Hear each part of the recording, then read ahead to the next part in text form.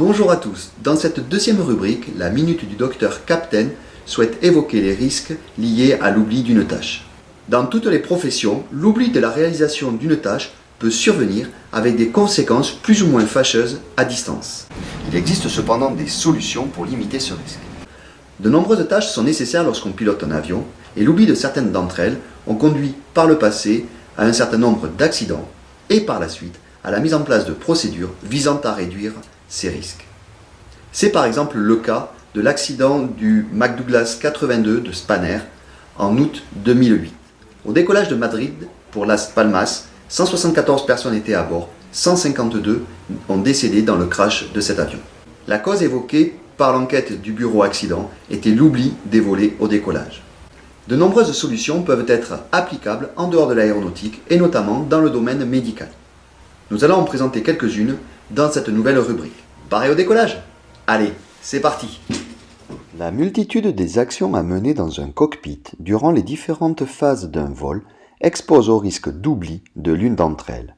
Bien souvent, le simple oubli d'appuyer sur un bouton ou de réaliser une action spécifique peut avoir pour conséquence la survenue d'un accident. Parmi les nombreux exemples, nous pouvons citer l'oubli de sortir un cran de volet avant le décollage, l'oubli de mettre en route les systèmes anti-givrage des réacteurs, avec un risque d'arrêt de ces derniers lors de la traversée des nuages en conditions givrantes, l'oubli d'activer la phase d'approche à l'arrivée, ou l'oubli de sortie du train d'atterrissage en finale. Dans les établissements de santé, les circonstances pouvant aboutir à l'oubli d'une tâche sont tout aussi nombreuses. Ce peut être l'oubli de vérifier le branchement de l'aspiration avant induction anesthésique, l'oubli d'allumer le moniteur de surveillance, l'oubli d'ouvrir le débitmètre d'oxygène, ou encore l'oubli de vérifier le branchement du capnographe. On peut citer également l'oubli de vérifier le bon fonctionnement de l'accès veineux, l'oubli de mettre en route l'halogéné ou de régler la perfusion de l'hypnotique intraveineux après induction de l'anesthésie. Ces oublis ne se limitent pas au bloc opératoire. L'oubli de sélectionner le bon sens du décubitus du patient au cours d'un scanner aura pour conséquence une orientation erronée des coupes scanographiques. Les interruptions de tâches et l'abondance d'informations données en un temps court augmentent également le risque d'oubli, comme rapporté dans cet exemple. Alors Julie, oui, ça me donne le renseignement. Merci, sera de l'encadré. Ensuite, au niveau de l'encadré. Excusez-moi, est-ce qu'on peut monter la table s'il vous plaît? Alors, c'est son là. Oui. Alors, tu me dis au niveau de la table. Oui. Est-ce que c'est bon là? Oui, c'est bon, merci. Ok, merci. Donc, tu disais, augmenter ton flaxie, Oui. de l'hexacile, un gramme de werf et perfalgan. Excusez-moi, j'ai oublié, je trouve que la patiente est saine. Est-ce qu'elle a des motages ou quelque chose? Attendez, on regarde sur le dossier. Non, il n'y a pas de problème. D'accord, c'est pas connu, elle n'a pas eu de trouble opéré avant. Non, et la tension est correcte. Afin de limiter les risques d'oubli lors des différentes phases d'un vol, les concepteurs en charge d'améliorer la sécurité à bord des avions ont proposé différents outils et procédures. Before start checklist. Before start checklist, cockpit preparation, Completed. gear pins and covers, Removed. the signs, Signs on. adios, Adios. Nav. takeoff data, Set. paro référence, QNH 10307. 1030, check. Before start checklist complete. Une des procédures pour limiter le risque d'oubli consiste à réaliser par le pilote en fonction, circuit vert, et le pilote monitoring, circuit jaune, des tâches en suivant systématiquement un circuit prédéfini lors des différentes phases du vol. Voyons par exemple le circuit jaune systématiquement exécuté par le pilote monitoring après la mise en route des réacteurs.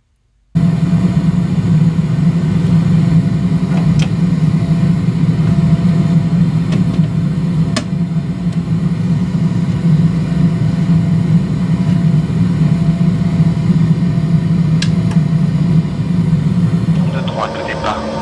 Enregistrement 260 degrés tout jeune. Cavorqué, température plus 5 degrés, point de rosée plus 2, QNH 1035. Informez-nous au premier contact que vous avez reçu information Oscar. Donc c'est l'information Oscar, Ok. la 32 droite et 30 tours de gauche en service, atterrissage 30 tours de gauche par VLS et 1035 de freinage. Parmi les outils visant à corriger un oubli, des codes couleurs spécifiques permettent rapidement de confirmer que les volets, flaps, doivent être réglés en position décollage dans cet exemple. En dernier recours, une alarme warning retentira lors de la mise en poussée maximale, amenant à une interruption de décollage. Des procédures similaires, visuelles et auditives, sont utilisées pour éviter l'oubli de sortie du train d'atterrissage. Les 3 lumières vertes témoignent que les 3 trains sont sortis et verrouillés. L'association de ces outils et procédures réduit le risque d'oubli. Dans tous les cas, ne pas oublier d'y associer un environnement calme, notion de cockpit stérile, évoquée lors de la vidéo sur les tâches routinières. Voyons à présent comment ces outils et procédures issus de l'aéronautique pourraient être envisagés dans le domaine de la santé. Reprenons l'exemple précédent concernant la transmission de multiples informations. Il est important d'apprendre à refuser des réponses type « oui »,« d'accord »,« ok ». Développons plutôt les techniques de collationnement. Alors, est-ce que vous pouvez répéter s'il vous plaît? Donc je dis 2 grammes d'augmentaire UVD, 1 gramme d'hexacine UV-perf, 1 gramme de perfalgan, 20 mg d'acupant et 100 mg de kétoprophène. D'accord, donc C'est bon. augmentin 2 grammes, hexacine 1 gramme, 1 gramme de perfalgan, 20 mg d'acupant et 100 mg de kétoprophène. On est Parfait, d'accord? on est d'accord. D'accord, très bien, c'est noté. Merci. Merci. La mise en place de procédures systématiques suivant un circuit prédéfini avant chaque étape importante permet de limiter le risque d'oubli. Ainsi, en anesthésie, un circuit systématique avant induction avec vérification du fonctionnement de l'aspiration, du monitoring, du laryngoscope et présence des médicaments d'urgence peut être proposé. Il en est de même du circuit systématique permettant de vérifier les connectiques et l'absence de fuite partant du patient et remontant le long des tuyaux pour terminer au réglage du respirateur, comme montré sur cette figure. Oxygène, CO2, anesthésie, tension. La visualisation systématique de ces 4 paramètres, oxygène, CO2, anesthésie, tension artérielle, après intubation, confirme la stabilité de la situation dans les prochaines minutes. Le recours à des checklists spécifiques, en dehors de celles obligatoires de l'OMS, commence à apparaître et à montrer son efficacité pour réduire le risque d'oubli du côté, notamment après anesthésie loco-régionale, comme cela est rapporté dans cet article récent.